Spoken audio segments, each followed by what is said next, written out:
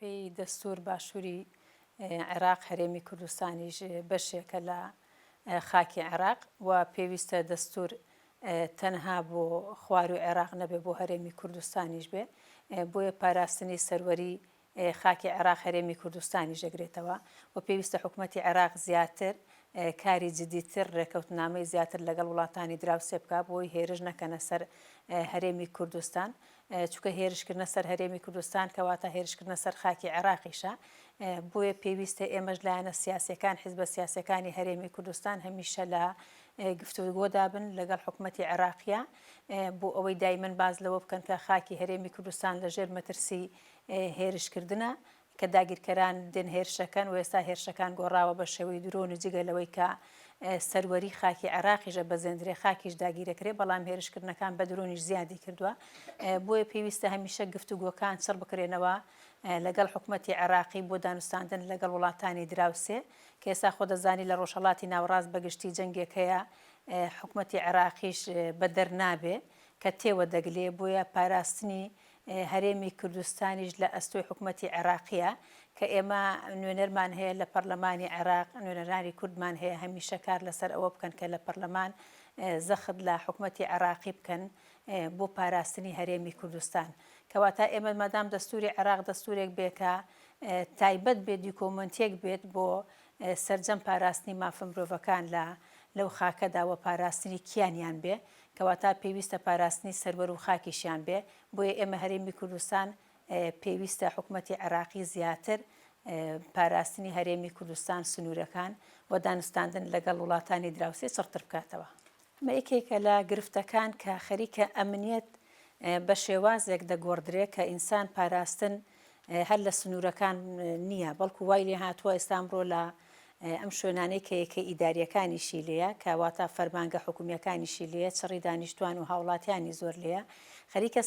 سەروەری پاراستنی ژیانیان نەکەوێتە مەترسیەوە چکە ئەمڕۆ هێرشەکان هێرشی درۆنن کەواتە وای لێ هاتووە چالاکوانەکانی بواری مرۆڤ و هەروەها هاوڵاتیانی مەدەنی سڤیلەکان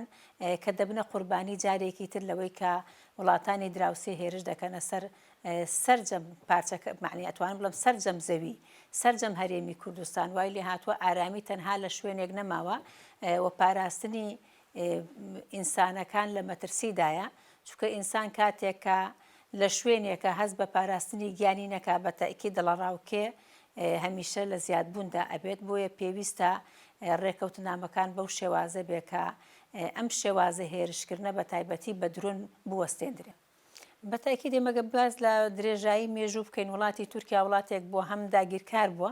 بەرامبەر بە پارچەکانی کوردستان تو ئێمە بە هەر باز لە هەرێمی کوردستان و باشووری کوردستان نەکەین نتوانین باز لە ڕۆژئاوای کوردستانیش بکەین کە بە حەق بە وڵاتی تورکیا نیە دەست درێژی بکاتە سەر ڕۆژئاوای کوردستانیش بە تایبەتی ئێمە کە ئێستا لە باشووری کوردستانین ئەمە هەمیشە ئامانجی وڵاتی داگیرکەر تێکدانی ئاسایشی وڵاتێ و داگیرکردنی خاکەکەیەتی و مەشغوڵکردنی تاکەکانێتی بە جەنگێکی ناڕەوا ئەگەر سەیرێ بکەین بە چەند ساڵی ڕابردووە بەراوردێ بکەین و پێشێلکارێکی زۆر کراوە خاکێکی زۆر لە ڕایەن وڵاتی تورکیاوە داگیر کراوە هەر جارەی بەهۆی بیانیۆکەوە وای لێ هاتووە تورکیا جەنگی لە وڵاتەکەی خۆی دوورخستەوە ئێمە ئەبینین وڵاتی تورکیا بە قەیرانێکی گەورەی داراییە تێپەڕیوە بە قەیرانێکی گەورەی ئەمنیە تێپەڕیوە ئەم هەڵبژاردنەی ئەم جارەی تورکیاش دەری خستکە کۆمەلگای تورکی ڕازی نییە لە ئەدای حکومڕانی تورکیا بەڵام دەوڵەتی تورکیا بۆ مەشغوڵکردنی ئەمان بە شێوازێک و لەگەڵ ئەوەشدا بەزاندنی سەروەری هەرێمی کوردستان خاکی عێراق ڕۆژئاوای کوردستان وڵاتی سووریا ئەبینین ئامانجی چۆڵکردنی هەموو ئەو دێهاتە سنووریانەیە بۆی خۆی دەستی بەسەرا بگرێەوە فراوانکردنی سنووری جوگرافی خۆیەتی و داگیرکردنی خاک و ئەتوانم بڵێم زەرعات و ئاژەڵداری و هەموو ئەمانەی کە بژێوی و داهاتی خەڵکی ئەو منتیقەیەن ئەکەونە بەر ئەو شاڵاوی داگیرکەری یعنی جارێکی تر هەم لەوێ هەم قەیرانی دارایی دروستە بێ و هەم چۆڵکردنی دێهاتەکان دروستە بێ و هەم دروستکردنی ئاژاوەیە کە هەموو ناوچە سنووریەکان ئەگرێتەوە کەواتە ئەمە لاوازی ئەمنیەت دروستەکە وای لێدێ تۆ لە شاریشا لە قەزا و ناحیەکانیشا هەست بە ئارامی ناکەی بۆیە ئامانجی وڵاتی داگیرکەر هەمیشە لەگەڵ ئەوەی کە پێشێلی سەروەری خاکەکە بەڵام داگیرکردنی خاکیش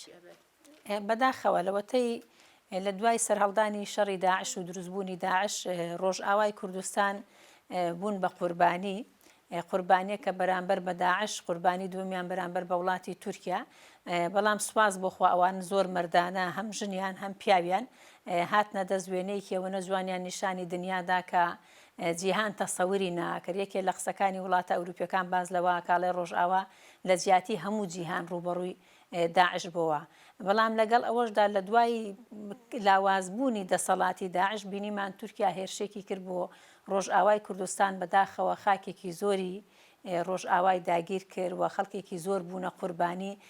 تەنانەت دارزەیتونەکانیشیان بڕیەوە کە ئەمانەم دارزەیتونانە لای ئەوان بە خێروبێری کورد بە ڕەمزی کورد لەو مەنتیقەیە ئەوانەشیان بڕیەوە و گەنجانی ئێمەشیان لەسەر هەڵکردنی ئاڵای کوردستان ئاگری نەورۆز شەهید کرد ئەوەی بەداخەوە پاربیرمە 6 گەنجمان بوون بە شەهید بوون تەنها لەسەر